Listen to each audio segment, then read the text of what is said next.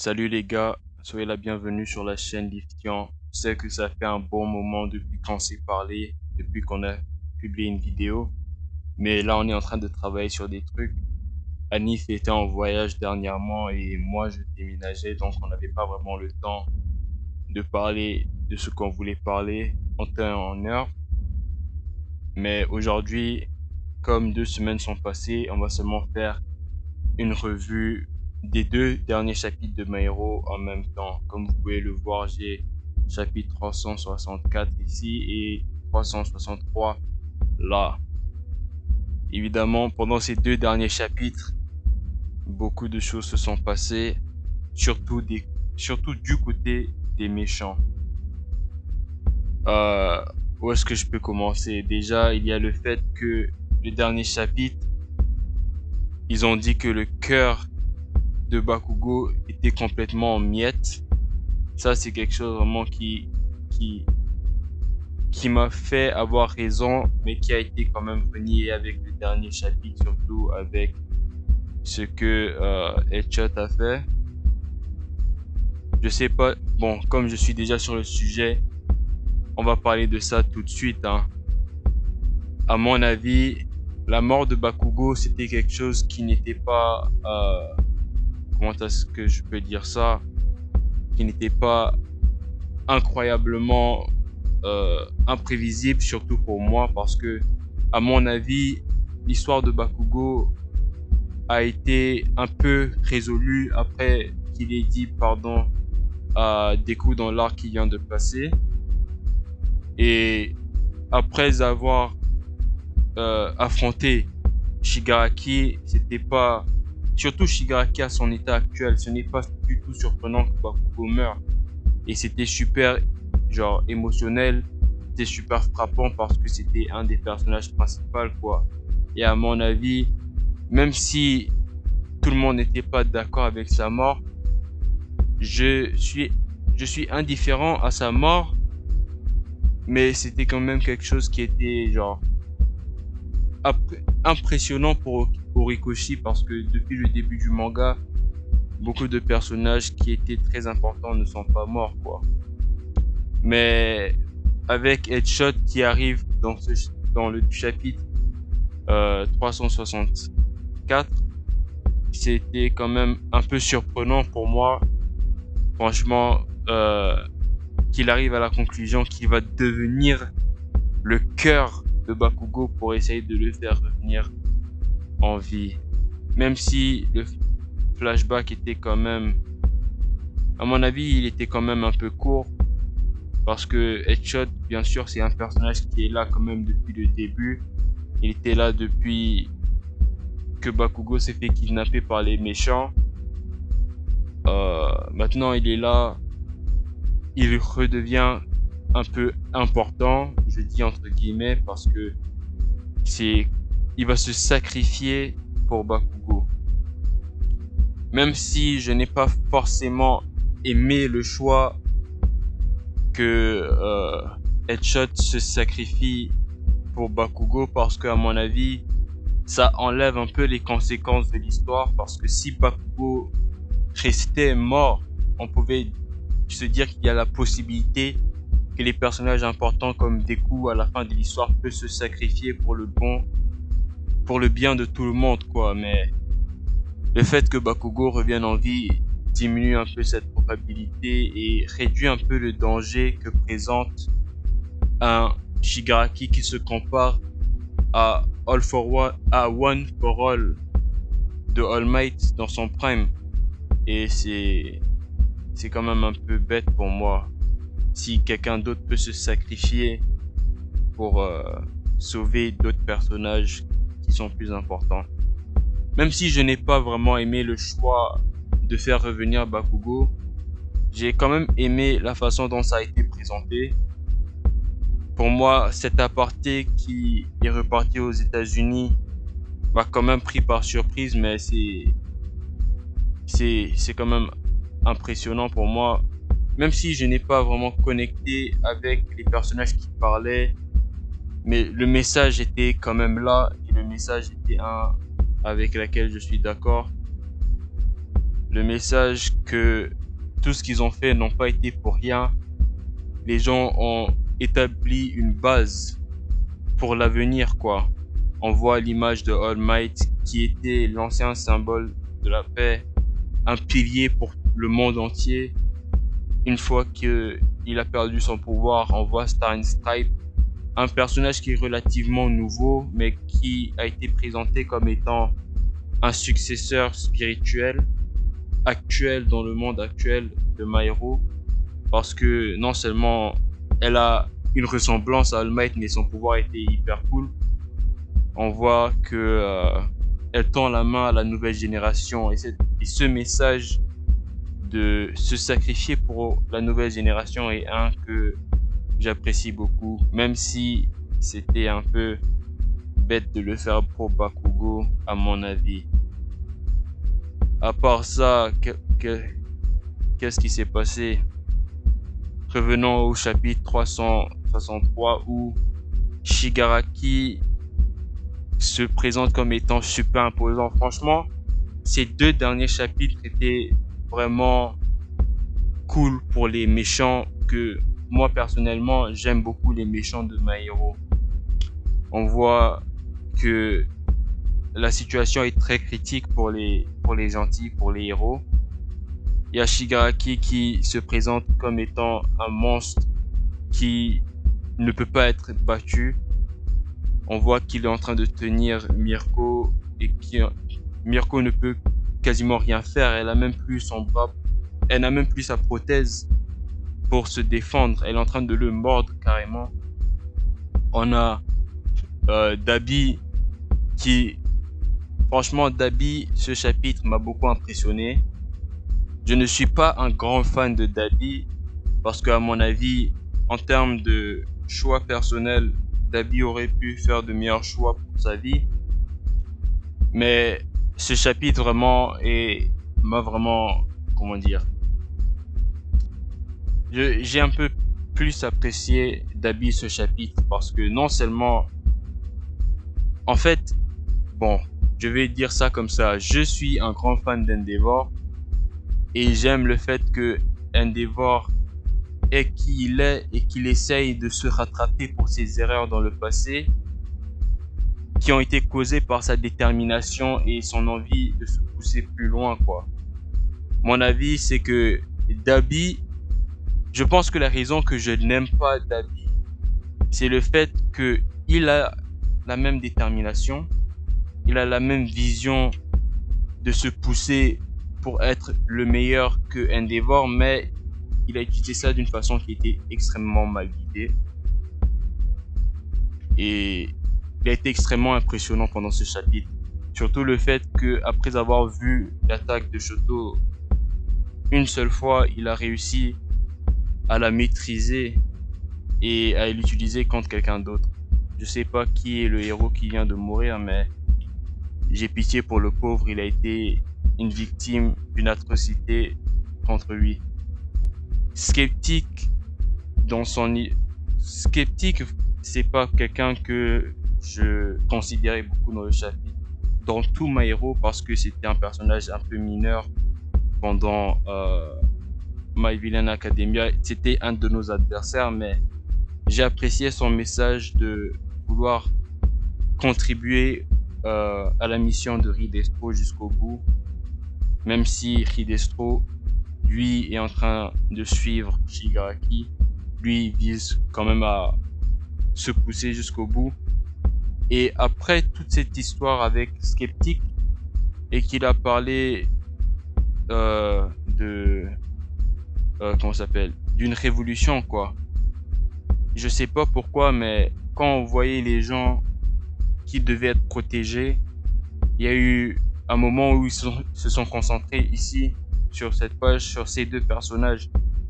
Quand j'ai vu ça pour la première fois, dans ma tête, c'était plus d'espions qui se sont cachés entre nos personnages bien aimés, les personnages qui doivent être sauvés, quoi. Et je suis intéressé de voir où ça va se passer, de voir ce qui va se passer avec ces deux personnages dans l'avenir. Et bon, la dernière page de ce chapitre qui montre quelque chose dont j'ai parlé il y a quelques semaines, le fait que All for One va se rétablir. Quelque chose dont j'étais super excité pour voir et qu'on voit complètement dans ce nouveau chapitre. Franchement,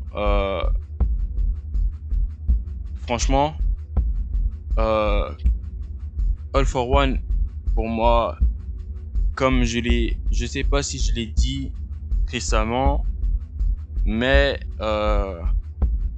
je n'étais pas trop fan de All for One récemment, mais ce chapitre a été quand même un peu un chapitre de rattrapage pour moi quand ça vient à aimer All for One, surtout à cause du fait que qu'il s'est rétabli. Le fait qu'il se rétablit aussi, comme ils l'ont dit dans ce chapitre, n'est pas genre on le rétablit à son prime. Le pouvoir de Eri va continuer à l'affecter jusqu'à ce qu'il disparaisse, quoi. Et j'ai apprécié ce détail parce que si lui, il serait là actuellement en temps présent dans son prime, je sais pas ce qui serait le but pour Shigaraki, surtout à cause du fait qu'il y a quelques chapitres, on a appris que les deux se sont fusionnés. Il y a eu une fusion parfaite des deux dans le monde des SD, soi-disant. Bon, je sais pas quoi d'autre dire. Pour moi, c'était les choses les plus importantes de ces derniers chapitres. Il y a aussi le fait que le docteur a réussi à juste faire ressortir un seul alter de la munition que possédait Overall, mais ça m'a pas trop surpris parce que c'est quand même la personne qui crée les Nomu. On voit ce qu'il a fait avec Shirakumo pour le faire devenir Kurogiri. Donc pour moi, le fait qu'il puisse manipuler ces alters comme ça ne m'étonne pas. Sinon, à part tout ça, c'est tout ce que moi personnellement je voulais dire par rapport à ces deux derniers chapitres. Anif va donner son avis à la fin de cette vidéo, mais comme j'ai dit, on a eu un peu un délai pour faire sortir cette vidéo parce qu'on avait beaucoup de trucs qui se passaient dans nos vies personnelles. Donc, comme Anif n'est pas là, je vais seulement le laisser un espace pour parler et il va parler maintenant. Salut, c'est Anif et je vais vous donner mon avis sur les chapitres 363 et 364 de My Hero Academia. Avant tout, je m'excuse de ne pas pouvoir être présent avec Christian pour faire cette review, mais j'ai eu pas mal d'imprévus que Christian a sûrement dû expliquer en début de vidéo. Bon, premièrement, c'est deux chapitres que j'appréhendais beaucoup. J'avais beaucoup d'attentes, en ce qui concerne le 363 surtout, et franchement, j'ai pas été déçu parce que, comme je l'avais dit à la fin de notre review du 362, je voulais vraiment savoir ce qui allait se passer vis-à-vis de Bakugo, du One for All, pas d'All for One, mais je l'avais pas dit en vidéo, mais j'avais quelques attentes. Et là, en fait, quand le chapitre il pop, je le lis, je vois déjà Bakugo qui, ils disent qu'il est fini, mais on voyait bien Besdinist en train d'utiliser ses fibres pour essayer de le ramener. Et on voit Mirko qui est en train de se faire déchiqueter. En fait, c'était vraiment un chapitre de vilain. Et là, on a une pose de Shigaraki qui est incroyable. On tourne la page, qu'est-ce qu'on voit? Le grand Dabi revient. Franchement, cette planche, elle était vraiment sublime. Horikoshi qui a dit qu'il voulait faire un manga d'horreur. Et vraiment, les planches de Dabi dans ce manga sont les plus terrifiantes. C'est vraiment le seul vilain, je trouve. Enfin, ce que je veux dire, c'est que c'est à travers Dabi que Horikoshi arrive à exprimer le plus de peur et le plus de terreur. Et après, il est là, il brûle un héros. Et là, on apprend en fait qu'il a copié la technique de Shoto. On croyait tous que Dabi c'était un gros bourrin en baston, alors que non, en fait, c'est quelqu'un qui vraiment il réfléchit quand il se bat. Et en fait, ça reste mon vilain préféré. J'ai trop kiffé ce moment. Et après, il y a Skeptic, un personnage que franchement j'avais complètement oublié durant cet arc. Et il est là, il dit qu'il suit encore la volonté de Destro. C'est en fait lui qui a piraté tous les trucs et tout. J'avais complètement zappé ce truc. Et enfin, on a le reveal de la tête d'All for One qui avait commencé à la fin du combat, je pense, de Endeavor et entre Endeavor et All for One. Et là, on a le reveal de sa tête, mais c'était vraiment un moment magnifique. Ça m'a fait penser au moment où, attention spoiler, au moment où Star Stripe fait son dernier salut, au moment où Shigaraki la désintègre. Je sais pas pourquoi j'ai pensé à ce moment-là qui était aussi incroyable, mais là, le fait de voir All for One, c'était magique. Et ce chapitre, vraiment, il est entré dans mon cœur, c'était incroyable. Après ça, je m'attendais vraiment, pour le chapitre 364, à une réaction des héros. Genre, on a eu un chapitre de vilains où ils viennent. Je m'attendais direct à un chapitre de héros. Oui, je sais, je cherche trop de trucs trop vite. Et en fait, c'est un chapitre qui n'était pas aussi bien que le 363, mais qui restait quand même cool, dans lequel il y a vraiment la morale de My Hero qui est mise en avant. Celle où ils sont en train de faire tout ce qu'ils peuvent pour que la génération future puisse vivre de la manière la plus calme sans le moindre danger. On voit cette philosophie pour la première fois, de ce dont je me souviens, à travers Hawks qui dit qu'il veut une société où les héros s'ennuieraient. Et en fait, dans ce chapitre, cette morale, cette philosophie est mise beaucoup plus en avant en voyant la planche, enfin la page où il y a All Might qui tend la main à Star Stripe, qui est devenu le nouveau pilier une fois que All Might s'est retiré, parce que Star Stripe c'était vraiment le successeur d'All Might, c'était le disciple d'All Might, la vraie disciple. Et la voir attraper sa main et tendre la main vers nous, quoi, vers nous les lecteurs, on s'identifie un peu aux héros, quoi, aux étudiants plutôt. Et c'est quoi, ça représente le fait que les héros sont prêts à tout faire pour que les enfants, les jeunes héros, quand ils grandiront, ils n'auront pas de danger comme ça. Et juste après, on a Headshot, un personnage qui franchement était osef, mais qui avait une certaine dégaine. Et le voir se sacrifier, le voir prouver cette philosophie, moi j'ai trouvé ça beau, contrairement à la fanbase qui ont ragé parce que ouais, c'est Headshot qui va sauver Bakugo, c'est quelqu'un avec qui il n'a aucun lien. Certes, c'est sûr, le sacrifice d'Headshot pour Bakugo serait moins beau que si genre c'est Best Genius qui se sacrifiait pour lui, ou si c'était All Might avec la greffe d'organes, je sais pas, quelque chose comme ça. Mais pour moi, franchement, j'y adhère. C'est une idée que j'adhère.